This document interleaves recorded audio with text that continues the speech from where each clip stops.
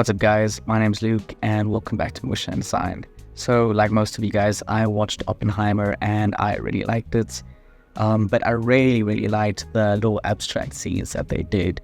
And I saw a YouTube video, this one over here, where they recreated a bunch of the shots from Oppenheimer, but just on a small budget. And I was wondering if we could recreate it in 3D. And yeah, so I recreated a bunch of the shots from Oppenheimer. You should have seen in the beginning, I did a bunch of shots. I'm going to do tutorials on most of them.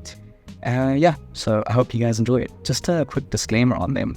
I'm not going to say that these are definitely the right way of going about them. A lot of these ways that I figured out were more just what looked good in the moment. So it's definitely not the most in-depth tutorial of how to create an actual explosion. This is going to be more how I achieved a similar effect to what the bomb looked like in Oppenheimer.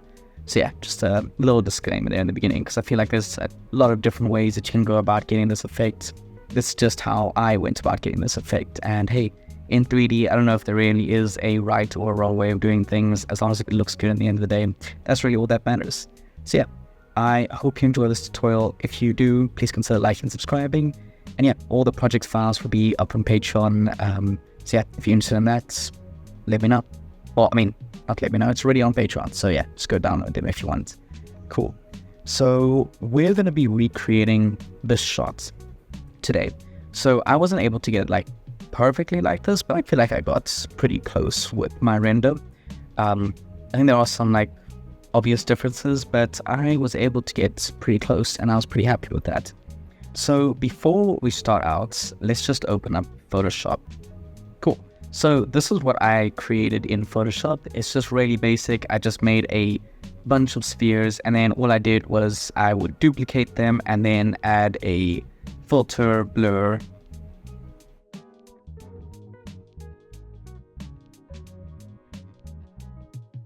reason I'm doing that is that if we had to look at the reference, there's a bunch of these things that have like a dark circle around them. So that's kind of why I added that type of gradient to it. But yeah, it's really simple. So I didn't worry about making this seamless texture. If you guys want to make it a seamless, you can do that by going to offset over here and then just offsetting these things. Oh wait, I guess this is just offsetting one layer. Merge everything. Let's just go merge layers. Now filter other offset. And then just offsetting this until you can like clearly see where the lines are. And then I would just go over here with a stamp tool and then just copy and paste these things until you have a seamless texture. That's just a little trick to try get a seamless texture. But because we're not really going to see the ball really rotate much, it's okay if there are seams. You can just rotate the ball until there are no seams. Yeah, now that you've got this, let's jump into Cinema 4D. Cool, so let's start out by just creating a floor over here. I'm just going to do a very basic floor. Then let's grab our sphere, which will be our explosion. Let's add about 100 segments. Let's raise this up. In the video, it's already intersecting with the floor and like exploding with the floor. So like it's already in the floor pretty much. So I'm just going to have it intersecting there a bit too. Let's just go and set up a camera quickly. I'm going to set my focal length to about 50, and then let's just frame this up. You don't necessarily need to do this, it's just so that, because I'm only going to be working with one specific frame over here, it kind of makes sense to only make the one frame look good. But yeah, this is a good basic setup over here. So let's open up our render view over here. And now you can see that we have our basic explosion over here. I mean, it's not an explosion, it's just a ball. But to us, it is an explosion. Let's go and add a light. And let's go and make this a sphere. Let's make this about 100 by 100 by 100. So I'm just going to increase the exposure by quite a lot. It's about 32. So this is definitely one part where I definitely think there is a better way of doing this. But the way that I've got the best result. I tried a bunch of things, but I found that doing it this way with just putting a light inside of the object and having that be the main emission point gave me the best result and the closest look to the render. I'm sure there are definitely better ways of doing this. Yeah, if you have ideas, let me know in the comments. Sure, there's someone else out there who would be interested.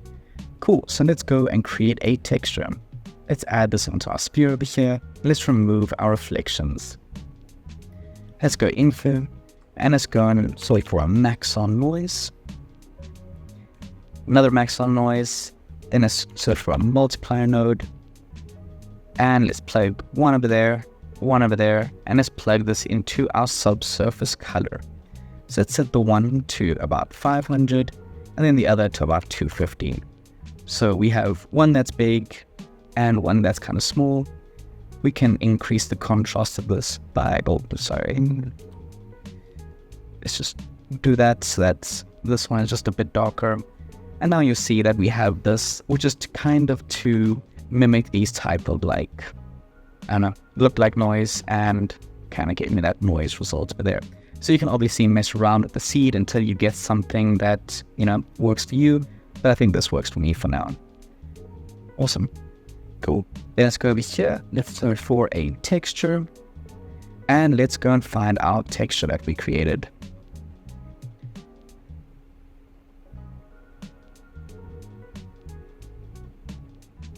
Okay, so just a quick thing. I created two versions of my texture. Let me show you. I created one where it's like this, which is just really bright, and I just selected all the circles and then just expanded them by a bit, just so that we have a thicker outline. And then I have another one over here, which is the exact same thing, just a lot smaller. Cool. So we're gonna grab the one that's big originally, and let's go and plug this into our subsurface weight. So if we had to,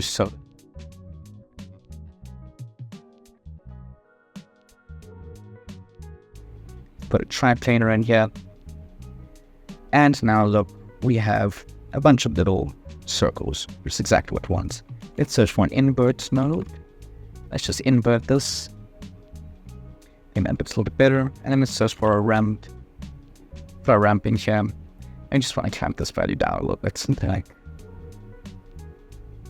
I think something like that works. For now, I'm just going to rotate this just a bit so we got rid of that seam over there. So how I got actually the color over here, just while we're at it, let's go over here to color, temperature, and let's just bring this all the way down. And now look, we have an explosion that's pretty close to the look of that explosion. Cool, let's duplicate our texture again, and let's find our other texture.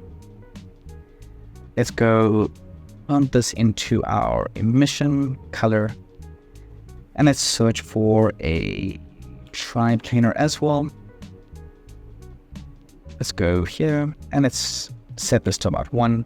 And now look, we have some glowing lines in between each of these, and we have a really cool result over here, which I think, at least I think it's pretty cool. Then let's search for a ramp over here. And then let's just make this just a bit darker, because we don't want it to be too bright. Well, wait.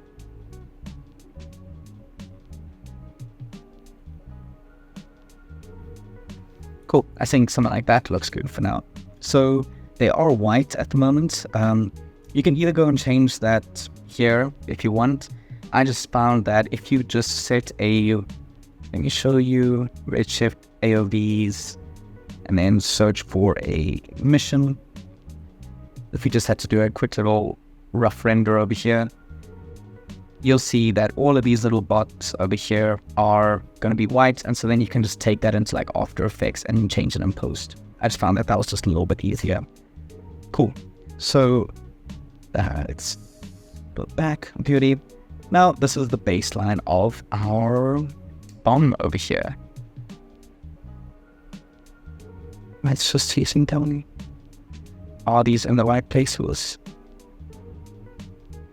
They are indeed in the right places. Awesome. Cool. So I mean, yeah, you'll see that we're having stuff like this just because I didn't make it a seamless texture. But like I was saying, just by doing that, we have solved that problem, and it's not really a problem anymore. But yeah, if this is a problem for you guys, just make it a seamless texture. Cool. So now let's create the dirt. So this over here is definitely a bunch of dirt bumping up. So you could go and actually create a kind of like, granular sim, but I found that I was able to just get a really decent result just by doing some turbulence, just by having a bunch of grains over there and then just adding some turbulence to them. So it's definitely, again, not the right way of going about doing things, but it is definitely the easier way of going about it. And at the end of the day, as long as we have a result that looks like what we want it to look like, that's really all that matters. So let's just bring this down over here. Let's just create a texture on here. Let's just remove our reflections and let's just make it black. So like that. So this is going to be the plane that our particles can go on. Let's go and add an XP system. Go into our mission, go to objects, set it to object, and put our plane as the object. Let's go set this to polygon area. And on our cube over here, let's go to extensions, CDM, and XP collider. We can remove the bounds for now. Let's just make sure that our plane is not intersecting. That should be fine. Cool. Let's go into our mission tab, set this to shot, give it a few more particles, and let's make this like 1 centimeter. So now if we have to press play, we have a bunch of particles over there. Cool. So now let's go and add a XP turbulence. And now they'll move around, but we want them to only shoot upwards. So, there's a few ways you can go about doing this. You can actually go simulate this where the sand actually bumps up if you want a more realistic result. But I felt like the result I got was almost exactly what I wanted. But you could also use this with gravity, just kind of have the gravity reversed and then use like a shader field for where the gravity is affected. But I'm going to show you guys the way that I did it. I turned off the X and the Z axis, so now it only raises up in the Y. I'm going to set this to about 50. Let's set this to about 10. Maybe 40. Cool. I think that looks good. So what I'm wanting to do is I want to have first a base layer of turbulence where this is going to be the main bit that's going to go up. Then I'm going to duplicate this and you make this like 3. Change this to something, another noise. Let's set this like 20. And now you'll see that we're still getting that main shape, but now we're getting a bit more of randomness to it. Cool. So now if we had to just make this like 500,000, maybe just one more of this turbulence. And so we set this to like 15. 5.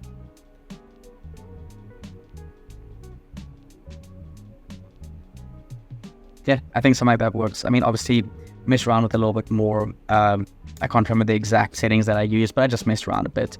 It's mainly just getting the base layer to kind of move how you want it, where it kind of covers where you want, and then adding a few other turbulences just to add some more variation to it. Cool. So once you have something that you're happy with, I'm not going to mess around with it too much. Let's go and change this to about 15 frames.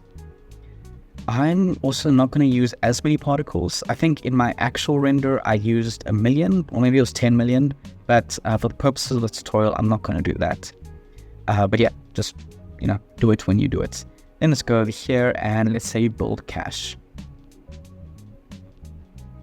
So you'll see why we're only doing 15 frames for now, because we're only going to use the first 15 frames. Because we want it to seem like a really big explosion, so we're going to get that effect by doing some slow motion. So let's go over here into our playback and change this to frame. Let's find our first frame over here. I think frame 9 works because, it's already moving upwards. Then let's go to 90 and set this to frame 15. And set a keyframe. And now they will slowly rise up. It should be going a little bit faster. I don't know why it's going so slowly. But now we have the slow motion effect. So at the moment, there is a lot of sand, but we want there to be a little bit more sand. And so you can either add more sand if you wanted to. But let me show you guys a little trick of how to add more stuff without actually, adding more stuff. Let's go and create an emitter over here. Let's go to our object tab and let's go to our emitter shape and change this to instance.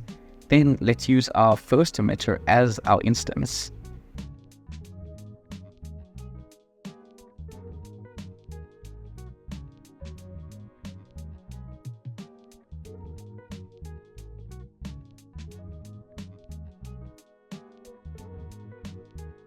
Move it a little bit forward, and just by doing that, it gives you the illusion of having more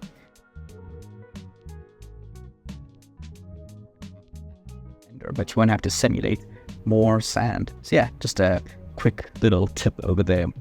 So when it comes to the rendering of the sand, I didn't even add a sand texture, to be honest. All I did was just add a optimized spheres to both of these, and then just created a really basic texture. I think the texture was literally just like a dark black with not much reflection. Something like that. Let's see what that looks like. That is beautiful. Change this to like 0.1, 0.05. Cool. And yeah, just like that, we have a bunch of sand, but obviously you're going to need a lot more sand to get this effect. But by just, creating a few of these instances, you can really give the illusion of more sand in the scene over here. The only other thing that I did with the scene,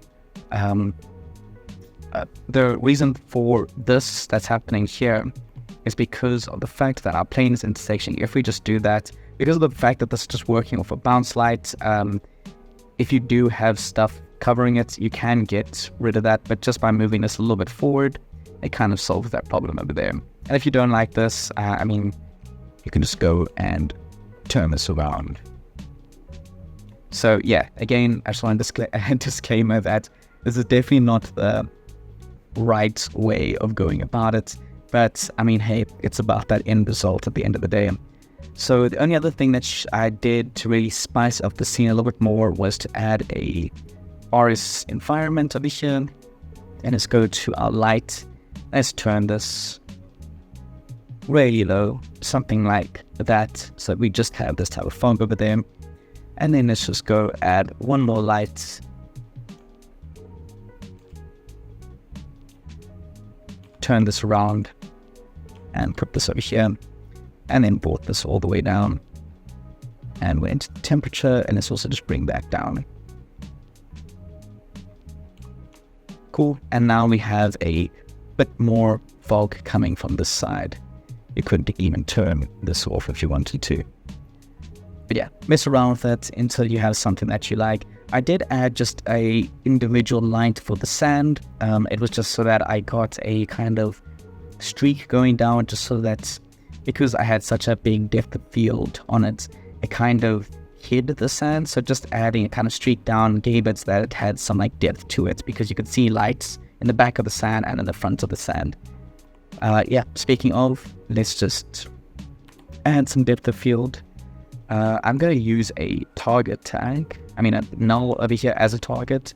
I'm going to raise it where it's just before the ball and just past the sand over here, so that we can see some of the sand in focus and then also the ball in focus. So let's go to optical, add this, and let's turn on our bokeh. So maybe set this to like 5. And then let's turn these back on.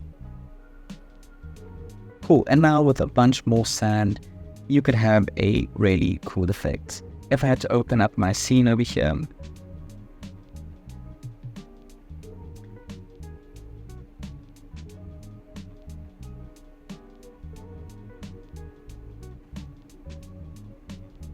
cool, so this is just my scene that I created. It is almost exactly the same. The only other thing that I did was just add some displacement to the ground, just so that it had a little bit more variation.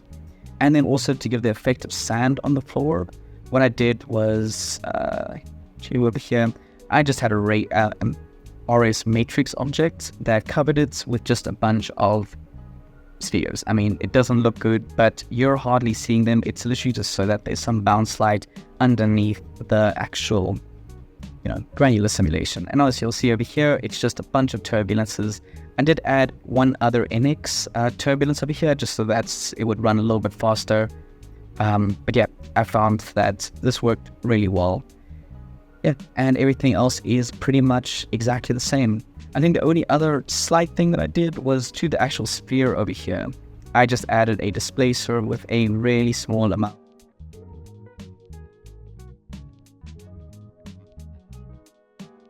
to it, and just added a tiny bit of animation speed to that, so that just as the ball comes down, there's just a tiny bit of movement. I mean, you hardly notice it, but it gave the effect that I wanted it to give. Let me see if I can turn this on. Yeah, if you look over here, I think I'm using 10 million particles, so there is quite a lot of particles. And over here, all I'm doing is just instancing that initial emitter over here. Let's just wait for it to load.